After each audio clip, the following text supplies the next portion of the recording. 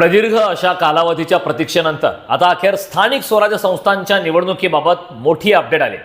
खरं तर मिनी विधानसभा म्हणजे जिल्हा परिषद महानगरपालिका निवडणुकीची घोषणा ही आत्ता जरी झाली नसली तरी राज्य निवडणूक आयोगाकडून आज राज्यातील 246 नगर परिषद आणि 42 नगर पंचायतीसाठी निवडणुकीच्या तारखा या जाहीर करण्यात आल्या।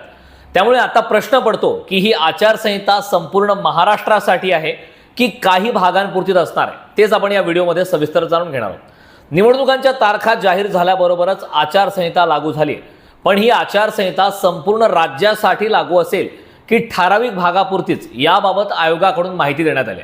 खरं तर आचारसंहितेचा उद्देश काय असतो तर निवडणुकीतील भ्रष्ट आचरण आणि निवडणूक विषयक गुन्हे प्रतिबंधित करणे, शासकीय यंत्रणा आणि पदाचा दुरुपयोग यावर प्रतिबंध, मतदारांवर विपरीत प्रभाव टाकणाऱ्या योजना किंवा कृत्यांवर अंकुश ठेवणे हाच यामागचा उद्देश असतो। आता जबाबदारी नेमकी काय?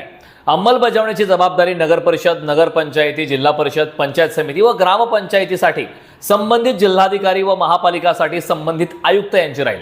आचारसंहितेचं क्षेत्र कसं असणार आहे तर सार्वत्रिक निवडणुकीची आचारसंहिता संबंधित स्थानिक स्वराज्य संस्थेच्या संपूर्ण क्षेत्रासाठी लागू राहील।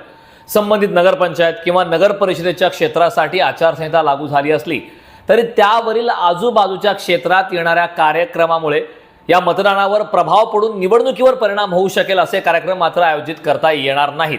या आचारसंहितेचा कालावधीबद्दल माहिती घेऊयात। खरं तर आयोगाने निवडणुका घोषित केल्याची वेळ व दिनांक पासून ते मतमोजणीच्या निकालापर्यंत हे नियम लागू राहतील।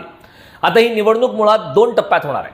पहिल्या टप्प्यात उमेदवारी अर्ज दाखल करण्याच्या तारखेच्या आतल्या दिवसापर्यंत आयोगाच्या पूर्व परवानगीने धोरणात्मक निर्णय घेता येतील, तर दुसऱ्या टप्प्यात म्हणजे अर्ज स्वीकारण्यास सुरुवात झाल्यानंतर असे निर्णय घेता येणार नाहीत। यासारख्या ताज्या अपडेटसाठी पुढारी न्यूजला फॉलो करा।